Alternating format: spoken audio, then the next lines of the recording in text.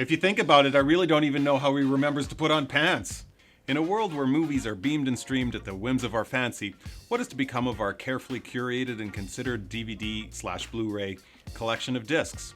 The hard-to-find collection of cult classic indie films that the man will never include in their streaming catalog? Shall we own and maintain a DVD player? What kind of Luddites do you take us for? We've ripped our movies to video files and uploaded them to our storage servers long ago, but how to enjoy them? We've been making do with VLC, but now it's time to add some sophistication to our movie-enjoying paradigm. It's time for Plex. Let's see what the hubbub is about. For those of you who don't know, Plex is a video streaming application that you can run within your home. You can access it on the road and stream your own personal movies on the run if you like, but we're not getting into that stuff today. We're going to set up the home network Plex server and then some devices to connect to it. For the streaming server, you can either install it on a standalone computer, you can actually use a Raspberry Pi to manage the streams, or if you have a FreeNAS/TrueNAS server on your network, you can actually use a plugin for that. So that's what we're going to do because we have those things in our network. We're going to come down here and we're going to look for plugins. Oh, we don't have any plugins here. We're going to put the plugins in our pool. And you can see right here, it's one of the first ones that's supported right by TrueNAS itself. Plex Media Server, that's what we want. Install. Our Plex server is going to have a different IP address from our TrueNAS host. So you're going to be able to access both things on the same device, the same host, but they'll be accessed through different IP addresses. Let's see what happens when we install a Plex Media Server on our TrueNAS server. Plugin installed successfully. Ooh, that's the scariest plugin successfully installed notice that I've ever seen. Libraries. Manage libraries. Add a library. We're going to add a movies library, and that's okay. And then we're going to browse.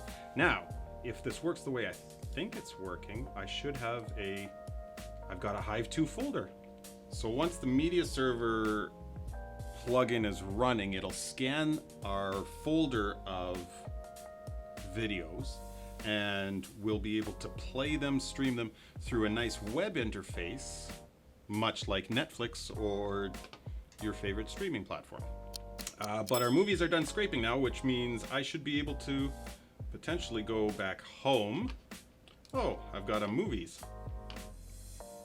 This actually looks pretty cool. All right, so we're now able to browse through the web page to the Plex server and pick it up. So I think if I were using this on Windows, I would use the Windows app, either the Media Center or the desktop app. Apps, okay, Plex for Windows, download. Oh, for Windows Home Theater PCs. Let's download that. What could go wrong? Install. Okay. Okay, so then we're gonna sign in. Oh, customize your, something like that. Home. Hey, it's okay, so it's already found everything. This is where things are gonna be nice with a multifunction remote. Okay. Escape, we'll get out of there. Escape. We're good to go on computers, seems to work really nicely. Next question. What if I don't want to watch on my computer? I have a big TV. What if I want to watch on my big TV? Enter Raspberry Pi. Is there anything they can't do? There's a new project called Per-PLEX. We're going to check that out and see if it actually makes our TV a Plex TV. So we've imaged the Per-PLEX appliance, installation, something or other, onto the SD card. We're going to boot it up now on the Raspberry Pi. I'm going to see what's on this thing. I've got Raspberry boot screen. Come on. Come on. Do something. I don't think this is doing anything.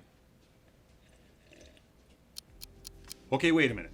Per-PLEX might not have worked, but OSMC came through with flying colors. So for you, those of you who aren't familiar, OSMC is a media player, streaming repository program, something or other, that you can install on older gen Apple TVs, but also on Raspberry Pis. So we've installed an image on one of our Raspberry Pis, and then we installed programs. We've got Plex. All right, so after configuring the link, Plex will load up on our Raspberry Pi and turn our dumb TV into a Plex TV. OSMC, depending on your hardware, will also stream up to 4K. Now, I'm not sure which Raspberry Pis are going to be required for that. You might need a full Raspberry Pi 4 to get the hardware that does really good quality 4K, but the stuff's there. It's available. It's working. So to get OSMC running, you just go to OSMC's website, download the image for the specific hardware that you're going to install it onto, flash it with your favorite image writing software, install it into the Raspberry Pi, boot it up, and it does the rest for you. Off and running, zero headaches, zero fuss, zero muss. Now I can sleep at night. All right, we'll see you next week. And that's gonna have to be a cut. The streaming cat. Oh Lord, this is whatever. Use that. When everything's a blooper, nothing's a blooper. There's nothing unique in the world anymore. Everything's just people copying other people saying stuff. I love rice. Rice is great when you're hungry and you want 2,000 of something. Seriously, I don't know what this thing's validating anymore. My existence? Toodaloo. Rainbow, rainbow, rainbow bright.